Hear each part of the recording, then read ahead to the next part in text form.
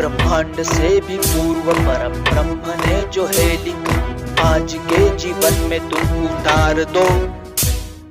पंचविध महाकषाय बूटी बटी चूर्ण भस्म दे के आज रोगी को सुधार दो। ब्रह्मांड से भी पूर्व परम ब्रह्म ने जो है लिखा, आज के जीवन में तुम उतार दो। पंचविध महाकषाय बूटी बटी चूर्ण भस्म दे के आज रोगी को सुधार दो।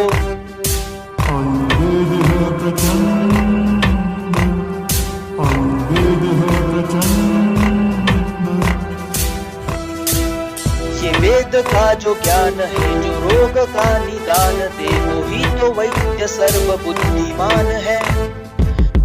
ये वेद का जो ज्ञान है, जो रोग को बिगाड़ दे, वही तो द्रव्य सर्व शक्तिमान है। बदलते इस युग में आज स्टेरॉइड्स की बड़ी मांग, जो बिक सके है उसकी ही दुकान है। ना पता तो ना सही, पर स्वास्थ्य से तू खेल नहीं, ये सत्य ही तो वैद्य का प्रमाण है।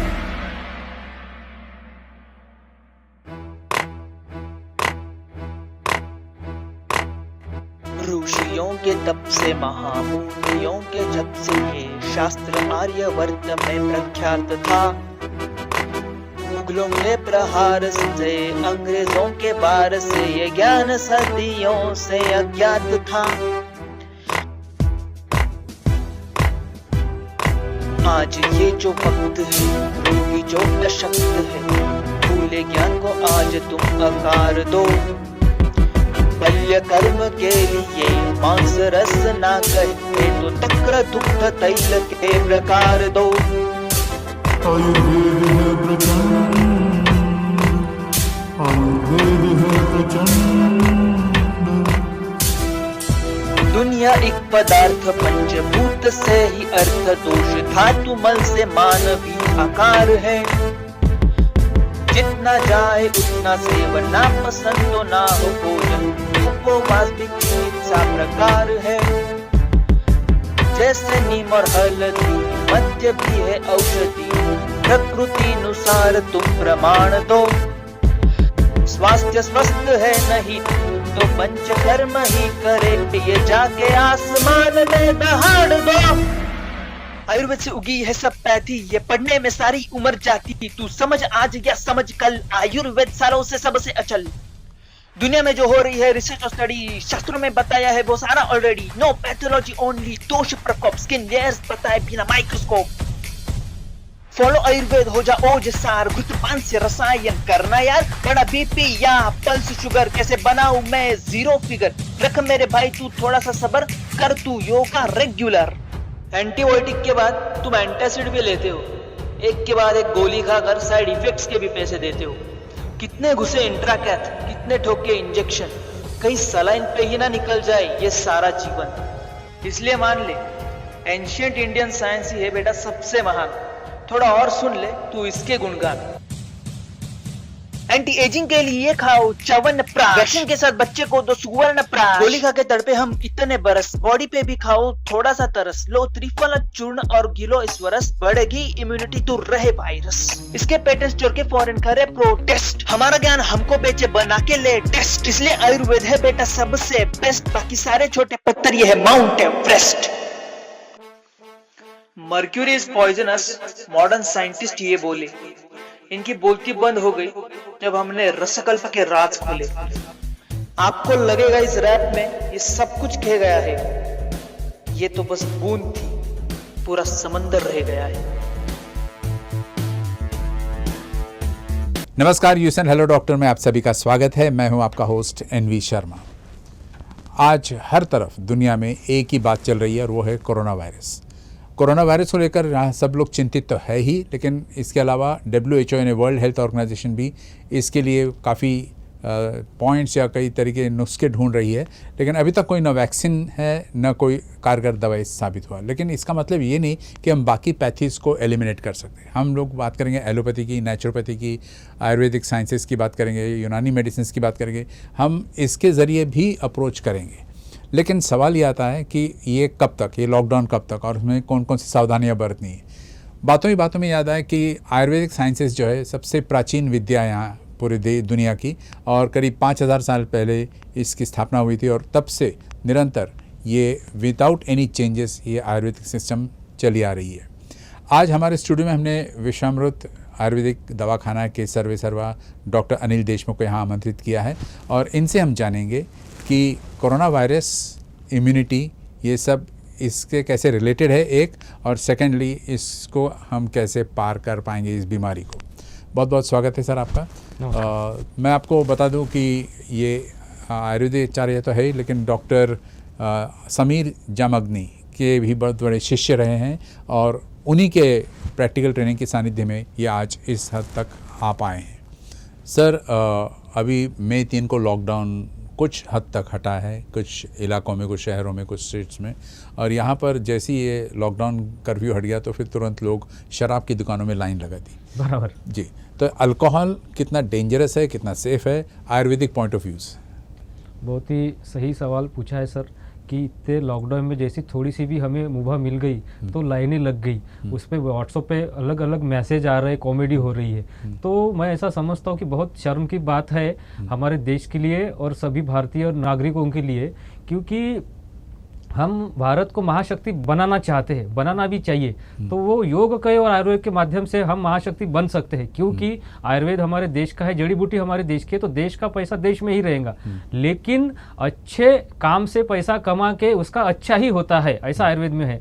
आयुर्वेद के बारे में मध्य में तो ऐसा बोला गया है कि ये कुल का विनाश करने वाला होता है। आयुर्वेद में जो भी चीज़ बताइए सर, वो कभी गलत नहीं, इतना विश्वास हमारे शास्त्र के ऊपर हमें होना चाहिए। आप कभी भी हिस्ट्री निकाल लो, आयुर्वेद में ऐसा क्लियर कट लिखा है कि मद्य बिक्री का व्यवसाय नहीं करना चाहिए। ऐसा कोई भी व्यवसाय के बारे में आयुर्वेद में कभी बोला नहीं गया है कि आप ये व्यवसाय मत करो। सभी व्यवसाय अच्छे, लेकिन मद्य बिक्री के ही बारे में क्यों ऐसा बोला गया है, हमने सोचना चाहिए। क्योंकि बुद्धि लुम्पति यद द्रव्य मदकारी तदुच्यते, मतलब जो चीज जरूरत से ज्यादा मात्रा में पीने के बाद में हमारी बुद्धि का ही ह्रास हो जाता है, हमारी बुद्धि ही काम नहीं करती है, उस पर हम डिपेंड हो जाते हैं, उसको मद्य बोलते हैं। लेकिन आयुर्वेद का ऐसा कहना है कि हर चीज नेचर की औषध है, मेडिसिन है, लेकिन कैसी प्रमाण में होना चाहिए। जैसा कि आयुर्वेद के आसवरिष्ठ आपने सुने होंगे, दशमूलारिष्ठ है, द्राक्षासव है, इसमें भी अल्कोहल का प्रमाण रहता है, लेकिन 9% से कम ही रहता है, और वो भी हम कम से कम 15 से 20 ml आफ्टर मील, खाना खाने के बाद में 2 बार देते हैं, लेकिन वो मात्रा में है, दवाई के डोज में है, तो उसका असर पेशेंट को ठीक करने के लिए हम करते हैं। लेकिन दवाई हो या कोई भी चीज हो, उसका डोज अगर ओवर हो गया तो निश्चित ही नुकसानदायक है। फॉरेन में ऐसा उधर यह है कि उधर तो बहुत ठंड रहती है, इसलिए उनको नॉनवेज और ये मद्य उनके देश के हिसाब से, वहाँ के वातावरण के हिसाब से उनको साथ में हो जाता है। साथ में नाम की एक चीज आयुर्वेद में बताई गई है कि जो हमें चीज की आदत पड़ जाती है, हमारे देश में मिलती है, तो वो व्यक्ति को तकलीफ नहीं देती है। लेकिन हमारे भारत जैसे देश में जहाँ इतना हाई लेवल का समर अभी शुरू हो गया है, और ऐसा उसमें और समर में आयुर्वेद में ऐसे जो पित्तों को बढ़ाने वाली जो चीज है, उष्ण जो चीज पड़ती है, वो कदापि नहीं लेना चाहिए। ग्रीष्म ऋतुचर्या में आयुर्वेद में क्लियर कट आया है कि इस सीजन में मद्य नहीं लेना चाहिए, मतलब वो ज़्यादा नुकसानदायक ही है। तो इस चीज़ के ऊपर सभी भारतीय लोगों ने सोचना चाहिए, और हम आने वाली पीढ़ी को क्या मैसेज देंगे और कैसे हम आगे बढ़ेंगे और इससे क्या मैसेज जाएगा, ये बहुत सोचने लायक बात है। ऐसा मैं समझता हूँ सर। जी जी सर, एक मुद्दे पर आते हैं, और वो ये है कि देश में, कोई भी देश में 3 वर्ग के लोग होते हैं, एक छोटे, एक जवान और एक बुजुर्ग लोग। तो मैं बात कर जवान को थोड़ी देर के लिए एक्सक्लूड कर दूंगा, क्योंकि उनका इम्यूनिटी पावर वैसे भी स्ट्रांग रहता है। बच्चे 10 साल के नीचे या बुजुर्ग लोग जो है, इनकी इम्यूनिटी पावर बढ़ाने के लिए क्या फल, सब्जियां वगैरह कहाँ तक कारगर साबित होती है? बहुत ही सवाल पूछा है सर आपने, बढ़िया। क्योंकि अभी जो लोग चिंता में है कि लॉकडाउन है, घर में है, और सबसे ज़्यादा चिंता जो है उनको अपने बच्चों की है। हमारा तो उम्र हो गया, लेकिन सामने अभी ये जो छोटे छोटे बच्चे, इसमें कुछ तो भारतीय लोगों को मेरा कहना है कि हमें कोई चीज़ से डरना नहीं है, रूल रेगुलेशंस फॉलो करना है। और आयुर्वेद में जो चीज़ें बताई गई है इम्यूनिटी बढ़ाने के लिए बच्चों के लिए, मैं आपको बताता हूँ कि सबसे जो मेन है कि हमारा जो बच्चों का जो हाजमा है उसको कभी बिगड़ने नहीं देना है, जो अभी तक हमने डिस्कस किया। आयुर्वेद की जो बाड़ गुटी है वो आप करीबी वैद्य के सलाह से 1 महीने के बाद में 3 साल तक हम रेगुलरली दे सकते। सादी जो चीज़ें हैं, बीमारियां है, खांसी होना, पेट साफ नहीं होना, खाना हजम नहीं होना, ये सादी जो बेसिक चीज़ें हैं, तो आयुर्वेद का अगर बाल रोग तज्ञ कोई है तो वो घरगुती जो इलाज है उसमें बाड़गुटी को सबसे मेन महत्व दिया गया है। तो वो हर घर घर में, जिनके यहाँ पे छोटा बच्चा हो, घर घर में बाड़गुटी रहना चाहिए और उसका आप इस्तेमाल कर सकते हो। दूसरी और एक चीज़ बताई गई है आयुर्वेद में बढ़िया, वो है कि जो 16 संस्कार करते हैं हम बच्चों के ऊपर, उसमें एक कर्णवेधन संस्कार आया है।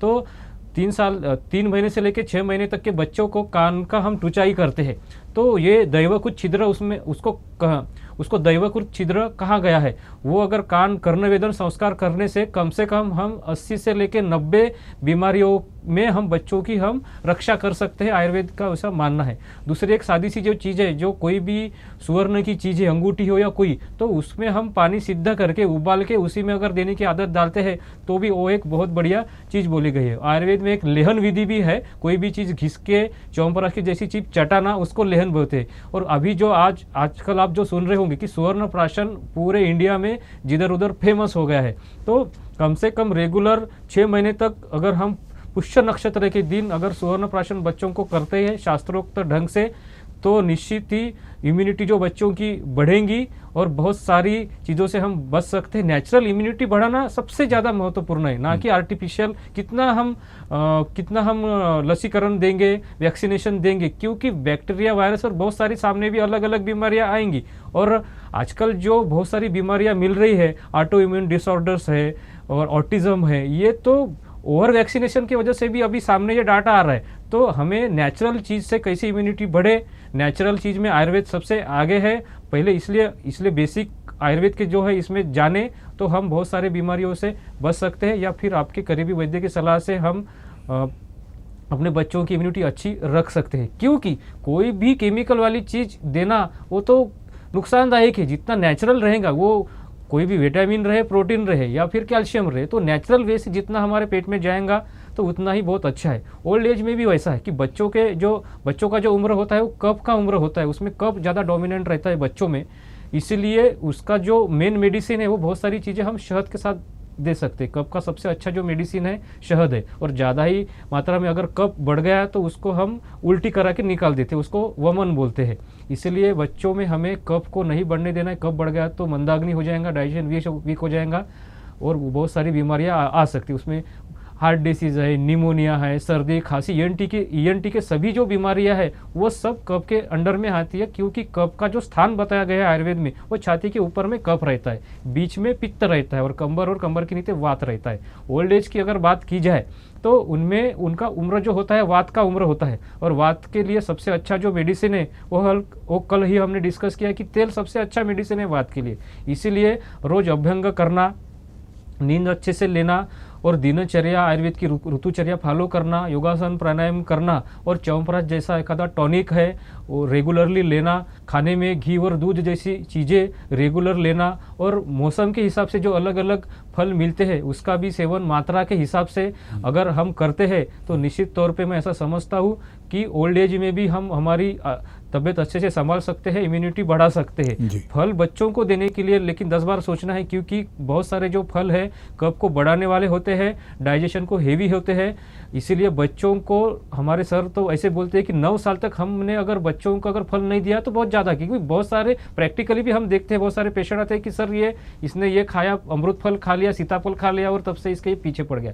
अगर आपको देना ही है बहुत ज़्यादा ही बच्चा अगर उसके पीछे पड़ गया तो आप शहद लगा के दो, या कोई ऐसा मेडिसिन उसके साथ में दो, पिंपड़ी या फिर ऐसा शुंठ वगैरह, कि जिससे वो डाइजेस्ट हुआ तो फायदा है, नहीं तो डायरेक्ट बीमारी है। ऐसा डायरेक्ट जो रिलेशन है आयुर्वेद का अग्नि से है, इसीलिए इस चीज़ों का हमें ध्यान रखना चाहिए। जी एक इम्पॉर्टेंट बात आती है सर, आपने पोद्दार आयुर्वेदिक कॉलेज मुंबई से MD किया आपने, और एक सब्जेक्ट रहा आपका जड़ी बूटियों के बारे में, तो जड़ी बूटियाँ किस किस्म का रोल प्ले करती हैं? जड़ी बूटियाँ सर वो खुद जिंदा चीज़ है, वो तो हमें जीवन ही देने वाली है, इतना उसको महत्व है।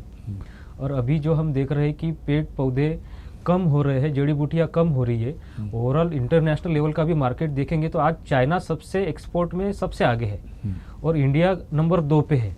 और आयुर्वेद, इंडिया को आयुर्वेद के ही नाम से पहले जाना जाता था। अंग्रेज हमारे देश में आने के पहले हमारे देश की मेन जो उपचार पद्धति थी वो आयुर्वेदी थी। तो इससे हम कैसे मुकर गए ये हमें सोचना बहुत ज़रूरी है क्योंकि आयुर्वेद तो ये नेचर से जुड़ा हुआ साइंस है। अगर हमें कोई बीमारी होती है तो उसका मेडिसिन भी नेचर में ही है। हमें खुली आंखों से, ओपन माइंड से हमें देखना है, समझ लेना है।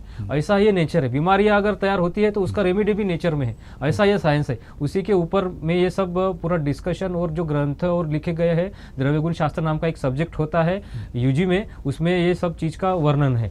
तो और इसमें इम्यूनिटी बढ़ाने के लिए या कोविड के इसमें, तो जैसा हमारे घर में तुलस होती है, हल्दी होती है, अश्वगंधा होती है, शतावरी होती है, सबसे बेस्ट इम्यूनिटी आंवला बोला गया है कि जो च्यवनप्राश का मेन कंटेंट है। ऐसी सुंठ है जिसको विश्व भेषज बोला गया है सुंठ को, यानी बहुत बहुत बड़ी मेडिसिन है वो।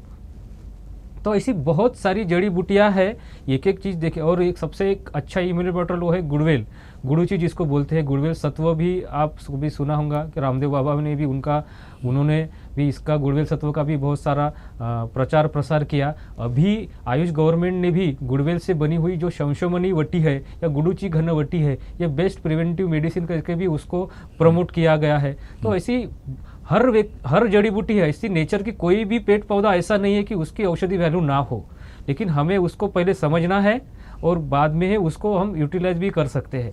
आयुर्वेद में 2 प्रकार की चीज़ें बताई गई है। एक है आहार द्रव्य जो हम सब्जियों में वगैरह बना के खाते हैं, दूसरा होता है औषध द्रव्य।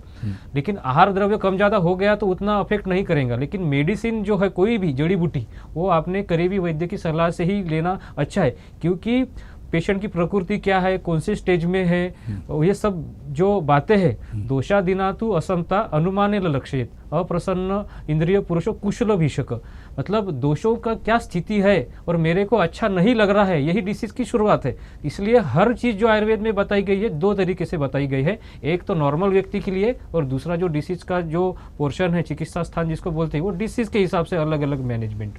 तो अगर कोई भी व्यक्ति जब दवाखाने में आता है कि सर मेरे को कोई तकलीफ नहीं है, मेरे को मैं बीमार ही ना पड़ूं, इसके लिए आपके पास सबसे अच्छा क्या है वो मेरे को करना है, ऐसा कोई व्यक्ति आता है तो मैं समझता हूँ कि ये सबसे हेल्थ कॉन्शियस है और ये सही सोच इसकी और ये सही डायरेक्शन में जा रहा है और इसी को बुद्धिमान पुरुष आयुर्वेद में बताया गया है।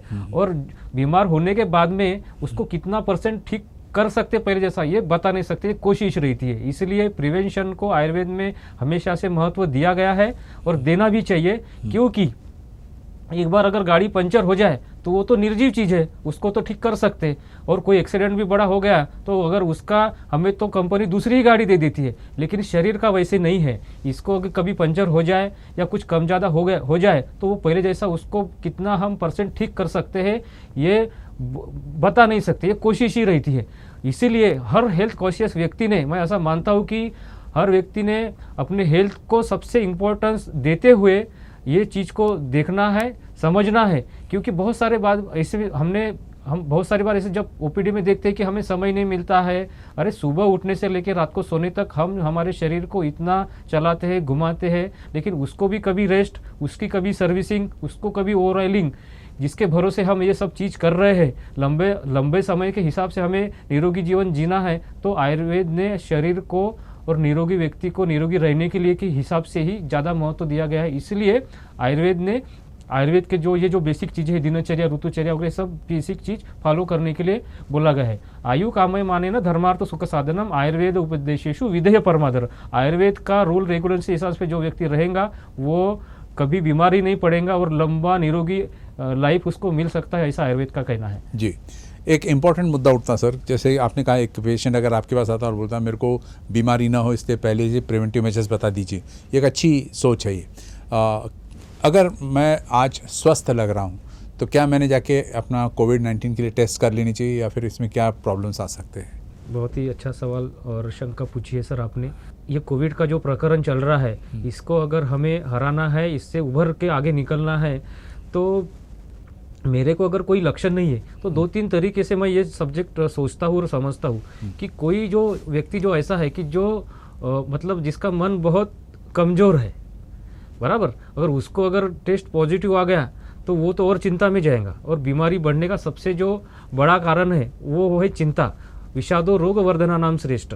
तो उसको अगर कोई तकलीफ ही अगर नहीं हो रही है, कुछ भी सिम्टम नहीं है या तकलीफ नहीं है, तो उसने नहीं भी करेगा तो अच्छा ही है। क्योंकि एक बार उसको तकलीफ हो रही है कोई भी थोड़ी बहुत भी अपने को सिम्टम दिख रहे हैं तो उसने जरूर कर लेना चाहिए। लेकिन कुछ भी तकलीफ नहीं है, रूटीन अच्छा है, तकलीफ कुछ नहीं है, एक डाउट है करके अगर कर रहा है, अगर डाउट है कर रहा है, अगर उसको वो चीज़ अगर पॉजिटिव निकल गई तो वो तो चिंता से ही आधा जाने वाला है।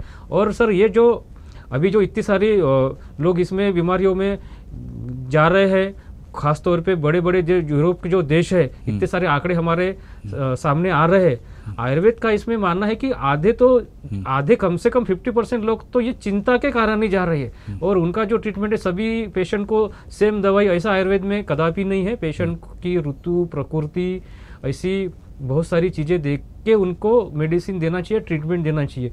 और अपने भी देश में शुरुआत में भी वही हुआ कि पेशेंट की इच्छा अगर आयुर्वेद लेने की है या होम्योपैथी लेने की है तो उसको भी हम उसको मन के मार के हम कौन सी पैथी की दवा, मतलब एक ही पैथी की दवा हमने क्यों देना चाहिए अगर पेशेंट का विश्वास ही नहीं है। सबसे मेन होता है विश्वास अगर कोई भी पैथी के ऊपर अगर डॉक्टर के ऊपर है तो आधा पेशेंट तो उससे ठीक होता है। ये सब चीज़ों को ध्यान में रखते हुए आपको लगता है कि मैंने ये टेस्ट करना चाहिए कि नहीं करना चाहिए, आप अगर मन से मजबूत है और सोचेंगे कि जो भी होगा वो देखा जाएगा, या नेगेटिव आए या पॉजिटिव, हमें तो लड़ना है कोरोना के ये सब दौर से, तो आपने कर लेना चाहिए अगर आपके मन को अगर डाउट है। लेकिन आपको अगर कोई डाउट नहीं है तो आपको अगर कोई तकलीफ नहीं है तो इसमें ज़रूरी नहीं है कि वो करना चाहिए, क्योंकि 80% लोग इसमें असिम्टोमेटिक है, बराबर है। अगर रोज की भी 1 लाख अगर टेस्ट होती है तो 37 साल लग जाएंगे हमारे देश को सभी लोगों का टेस्ट करने के लिए। और बता नहीं सकते, आज आपने टेस्ट करा लिया, आपका नेगेटिव भी आ गया तो जरूरी नहीं है कि आप कल उसका आपका वही नेगेटिव रहे और पॉजिटिव, तो हम कितना टेस्ट करेंगे। तो इस चीज़ के ऊपर ज़्यादा डिपेंडेंसी से हम अगर इम्यूनिटी और बेसिक चीज़ों के ऊपर अगर ध्यान देंगे तो मैं समझता हूँ कि ये कभी भी सबके लिए अच्छा है। जी, आयुर्वेदिक जैसे आपने कहा कि 5000 साल पुरानी एक साइंस है, और इसमें जिस किसी ने इस किस्म के ट्रीटमेंट लिया, आयुर्वेदिक ट्रीटमेंट, वो काफ़ी स्वस्थ और तंदुरुस्त रहता है। ख़ासकर मैं बुज़ुर्गों की बात कर रहा हूँ कि कई सारे बुज़ुर्गों को देखा मैंने 70-80 साल के हो गए लेकिन अभी भी सीधा चलते हैं, या उनके बाल काले ही है, सफ़ेद नहीं हुए, या उनकी स्टेमिना कही है, ये भी अच्छा है। तो आयुर्वेद जो है वो इन चीज़ों को कैसे सक्सेसफुली सॉल्व करता है, जैसे बाल न पकना, सीधा चलना, हड्डियों में जान। तो सर ओल्ड एज में उनका जो एज है वो वात प्रधान एज है, और इस एज में रोज़ अभ्यंग किया जाए, सही समय पे उनकी उठने की आदत जिसको दिनचर्या बोलते हैं, सही समय पे खाने में घी है, दूध है, छाछ है, ऐसी जो चीज़ें हैं जो अपने डाइजेशन को ना बिगड़ने दे, और अपने प्रकृति के हिसाब से, ऋतु के हिसाब से जो ऋतुचर्या बताई गई है, हर ऋतु में अलग अलग डाइट आयुर्वेद में बताया गया है। ऋतु संधि जो होता है, एक ऋतु से अगर हम दूसरे ऋतु में जब जाते हैं तो 15 दिन का ये जो समय होता है वो थोड़ा सा खराब समय होता है, बीमारी के लिए प्रोवन सीजन होता है। तो हमें जो चेंज है धीरे धीरे उसमें लाना चाहिए। वो समझने के लिए उन व्यक्तियों ने नज़दीकी कोई अच्छे डॉक्टर है, आयुर्वेदिक डॉक्टर थे, उनसे सलाह लेके ये सब समझना चाहिए, क्योंकि ये भी एक पूरा टॉपिक, एक पीरियड का ही यह टॉपिक है ऋतुचर्या। अभी कोविड के इसमें हम देखेंगे तो वसंत ऋतुचर्या जो बोली गई है आयुर्वेद में, वो अगर हम फॉलो करते हैं तो ये तुरंत उसमें लागू हो जाती है, क्योंकि उसमें गर्म पानी पीना, क्योंकि वो कब का समय है, गर्म पानी पीना चाहिए। जो आयुष गवर्नमेंट ने जो काढ़ा बताया गया है, अदरक, लवंग, सूंठ, दालचीनी का वगैरह, वो भी हमने दिन भर लेना चाहिए। तो एक वसंत ऋतुचर्या जो है उसमें आसवरिष्ठ का सेवन भी बताया गया है। मतलब कोई भी चीज़ ऐसे ही नहीं खाना है कि जो डाइजेस्ट होने के लिए हेवी हो, लघु आहार ले, हल्का आहार ले और समय पे ले। और ओल्ड एज में भी ये बहुत बेसिक चीज़ें हैं, उन्होंने अगर ये बेसिक चीज़ें अगर संभाली तो बहुत ही अच्छा है। और योगासन प्राणायाम है, अभी हमने जो डिस्कस किया अभी तक, कि ये सभी चीज़ों को अगर वो अपने रूटीन में लगते हैं, और सबसे जो मेन है कोई भी चीज़ की चिंता ना करना, और सभी लोगों से, दोस्तों से, पुराने दोस्तों से फ़ोन पे, मोबाइल पे बातें करना, ये सब जो चीज़ें हैं मन को शांत रखने वाली, मन को शांति देने वाली, अपना जो हॉबी है उसमें अपना जो टाइम है वो लगा के रखना, ताकि समय कैसे गुजरे ये नहीं समझना, आध्यात्मिक ग्रंथों का वाचन करना, ये सब चीज़ें अगर करते हैं ओल्ड एज में, तो मैं ऐसे समझता हूँ कि ये जो कठिन दौर है आसानी से गुजर जाएगा और हम इसमें ज़रूर जीतेंगे। जी, एक इम्पॉर्टेंट मुद्दा आता है सर कि कई सारे घरों में कुछ कुत्ता, बिल्ली, तोता, इस किस्म की पक्षियाँ, प्राणी पाल लेते हैं, तो इनसे कोविड हमारी तरफ आ सकता है, नंबर 1। और मैन करियर है या साइलेंट करियर एनिमल है? बराबर है सर अभी आजकल के दौर में बम्बई जैसे सिटी में तो आदमी भी को भी रहने को जगह नहीं है, और ये तो इतना कठिन दौर है कि हम कितनी भी, अभी देखो इतने सारे डॉक्टर्स और पुलिसकर्मी ये सब चीज़ों में लगा गए और वो उनका कोई दोष नहीं है तो भी वो बेचारे पॉजिटिव आ रहे, तो हम वो प्राणी को कितना ये रख सकते हैं, क्योंकि बैक्टीरिया वायरसेस इतने हैं कि वो किधर से भी प्रवेश अपने इसमें कर सकते हैं। तो अभी के दौर में कोई भी प्राणी अपने करीब में रखना आयुर्वेद को तो मान्य नहीं है ना सम्मत है, इसीलिए ये जो चीज़ें हैं प्राणियों को पालना अभी के लिए ठीक नहीं है। जो अध्यात्म का जो सब चीज़ है उसमें गाय रखना बहुत अच्छी चीज़ बोली गई है, और इसमें जो सभी गाय की जो सभी चीज़ें हैं वो बहुत ट्रीटमेंट में भी और रसायन द्रव्यों में भी श्रेष्ठ वाला है। क्षीर घृताभ्यासो रसायन नाम श्रेष्ठ, मतलब बेस्ट रसायन में आयुर्वेद में जैसा च्यवनप्राश कहा गया है वैसे भी दूध और जो गाय का घी है वो सबसे बेस्ट रसायन बोला गया है। लेकिन आप एक क्यों दूरी रखेंगे फिलहाल के लिए तो ज़्यादा अच्छा है। और कुत्ता जैसा कोई भी प्राणी हमने घर में अगर इस दौर में रखेंगे तो वो एक रिस्की चीज़ है, ऐसा मैं समझता हूँ सर। जी सर, समय समाप्त हो रहा है, एक मैसेज अगर आपका मिल जाए पब्लिक के लिए तो क्या रहेगा? भारतीय लोगों को और अपने सरकार को भी ये इसके कठिन दौर में मैं ऐसा समझता हूँ कि कोई भारतीय लोगों को आयुर्वेद और योगा जैसा शास्त्र जो हमारे देश का शास्त्र है घबराने की ज़रूरत नहीं है।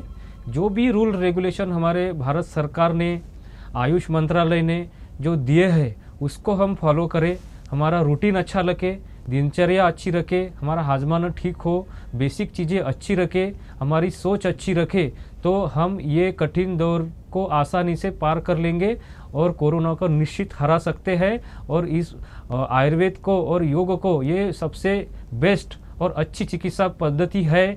आने वाले समय में इसका डाटा भी धीरे धीरे आएगा, मैं ऐसा समझता हूँ। और ये जैसा आज योग इंटरनेशनल लेवल में फेमस हो गया वैसे ही आयुर्वेद भी इंटरनेशनल लेवल पे जाएगा, और आयुर्वेद के माध्यम से हमारी देश की इज्जत और हमारा देश का सभी चीज़ें अच्छी होंगी।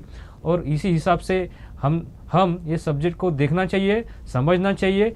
आपको अगर डिटेल में अगर जानकारी होना तो बहुत सारे जो लेक्चर्स है अलग अलग टॉपिक के ऊपर, दिनचर्या हो या ऋतुचर्या, तो यूट्यूब पे अवेलेबल है, वो आपने देखना चाहिए। और एक नाम मैं लेना चाहता हूँ, एक राजीव जी दीक्षित भी एक बहुत बड़ा व्यक्ति, स्वदेश प्रेमी हमारे देश में होके गए। वो डॉक्टर ना होते हुए भी आयुर्वेद के क्षेत्र में जो काम किया उन्होंने, ना एक आधे डॉक्टर ने किया, तो उनको भी आप हिंदी में उनके बहुत सारे राजीव दीक्षित mp3.com पे उनके लेक्चर्स आप सुन सकते हैं। आयुर्वेद को आसान तरीके से लोगों को समझाने का भी उन्होंने भी बहुत बड़ा काम किया है।